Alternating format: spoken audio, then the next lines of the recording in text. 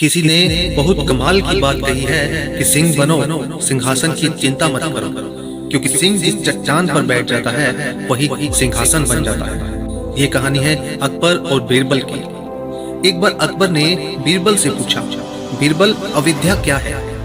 बीरबल ने कुछ सोचा और कहा, महाराज, इस प्रश्न का उत्तर देने के लिए मुझे 4 दिन की छुट्टियां चाहिए। महाराज ने पूछा, छुट्टियां क्यों? तो बीरबल ने कहा, महाराज, मैं आपके प्रश्नों से थक गया हूँ, मुझे आराम करने के लिए कुछ समय चाहिए। जब मैं वापस आऊंगा तब आपके प्रश्न का उत्तर दूंगा। महाराज को बीरबल की बात माननी पड़ी। बीरबल को 4 दिन की छुट्टी दी गई।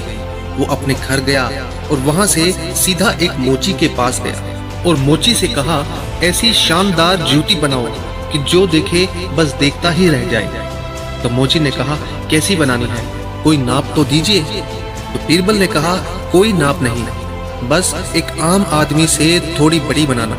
कोई जल्दी नहीं है, तुम्हें जितना समय चाहिए ले लो, लेकिन ऐसी बनाना कि उसे देखकर सबकी आंखें खुली की खुली रह जाए। और याद रखना, उसमें हीरे जवाहरात लगाने हैं और सोने की तारों से सिलाई करनी है। और ऐसी जूती बनानी है जिसे देखने के बाद लोगों के मुंह से सिर्फ वाह निकले। मोची ने पूछा, जनाब, ये इतनी कीमती जूती आप बनवा किसके लिए रहे हो? तो बीरबल ने कहा, कोई सवाल जवाब नहीं, और एक बात, इसे बनाने के बाद तुम ये भूल जाना कि ये जूती तुमने बनाई है। मोची ने कहा, मंजूर है, और जूती बनाने लगा। 3 दिन के बाद जूती बनकर तैयार हो गई। बीरबल गए, उसे पैसे दिए और जूती ले ली, और उसे फिर से याद दिला दिया कि वो किसी को बताएगा नहीं। बीरबल वह जूती लेकर निकला। उसने एक पांव की जूती अपने घर पर रख दी और दूसरे पांव की जूती को वो छुपकर मस्जिद में फेंक आया। अगले दिन मौलवी साहब नमाज पढ़ने के लिए गए तो उन्होंने देखा कि एक हीरे मोतियों से सजी जूती वहां गिरी हुई है। मौलवी साहब ने कहा कि ये जूती तो किसी आम इंसान की हो ही नहीं सकती। उन्हें लगा कि रात में ऊपर वाला यहाँ नमाज पढ़ने आया होगा और जाते वक्त उसके एक पैर की जूती यहीं छूट गई होगी।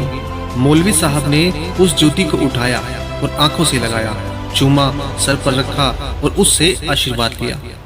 इतना ही नहीं, वहां जितने लोग आ रहे थे सबको बताया कि ये ऊपर वाले की जूती है, और जाते वक्त गलती से उनके पैर से गिर गई है। बस फिर क्या, वहां जितने भी लोग आते सब उस जूती को आंखों से लगाते, चूमते और माथे से लगाते।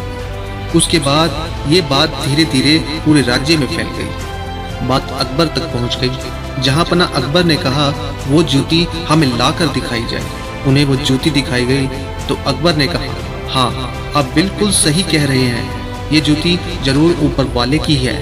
उन्होंने भी वही किया, उसे आंखों से लगाया, चूमा और माथे से लगाया और कहा, ये बहुत ही नायाब जूती है, इसे किसी अच्छी जगह पर रखो और इसकी पूजा करो। इधर बीरबल की 4 दिन की छुट्टियां खत्म हुई और वो वापस आ गया, और ना जाने क्यों उसका चेहरा उतरा हुआ था।